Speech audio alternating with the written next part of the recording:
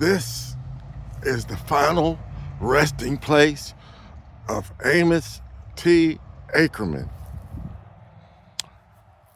former slave owner, former Confederate general, former lawyer. But come on, man, this is dirty South history. You know I'm not going to spend my time talking about some random Confederate. This man should be honored. This man should be well known because this man broke the back of the Ku Klux Klan, at least for a little while, because this man was the Attorney General of the United States of America during the Reconstruction era. Even though he fought on the side of the Confederate States after they lost, and mind you, they did lose.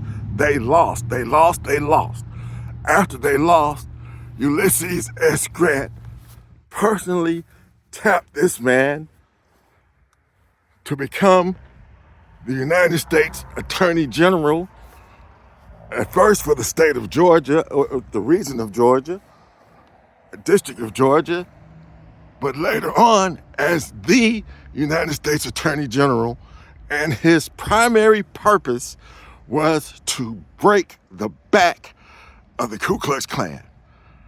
And he went about that role, that job, with unceasing desire.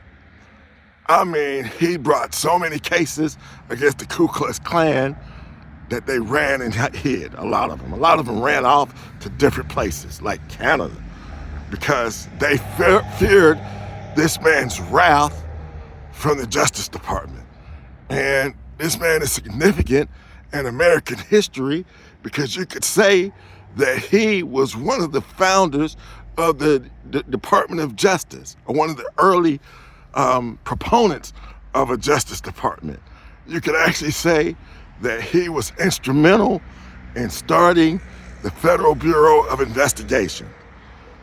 So I think that he prosecuted well over 600, maybe thousands of former Klansmen and stopped them from doing what they were doing, which was intimidating and murdering and terrorizing the newly freed black voters. And their primary reason for doing such was to maintain the order of the day, which was white supremacy. White supremacy.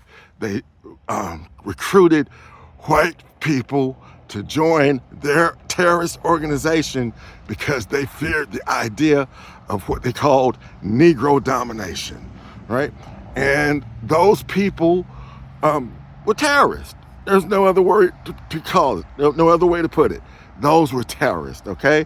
And this man was an anti-terrorist fighter, okay? He used the justice system for good. And they prosecuted so many of these people that it clogged down the justice system, all right? Think of January the 6th, okay? It was like that, but worse, because he actually got convictions. And so when we think about Confederates and former Confederates and people that they put monuments up to in this region, why don't they do it for the people that tried to do the morally courageous things, all right? Not all white people in the South during the 1800s was a racist, okay? Some of them were, many of them were, but some of them may have started out that way, but ended up changing their ways. Because this man, as I said, was a former slave owner, and also a Confederate colonel. But after the war, he did what was right. He did what was moral.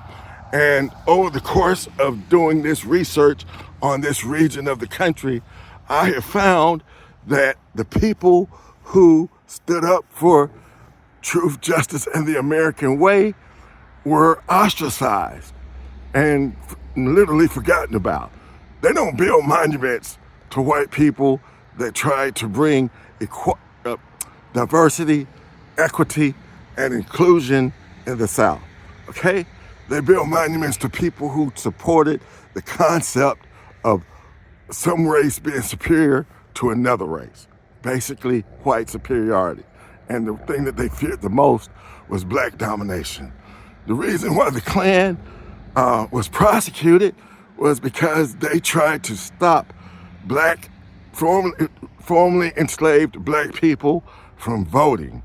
That was their biggest fear. Black people voting in mass numbers in the South. So this man cleared the way for, at least for a little while, for black people to be able to vote freely and as their conscience desired. All right? So let's try to build up the white people who were ostracized during their time, during that fateful Reconstruction era, and afterwards, who stood up for what was right.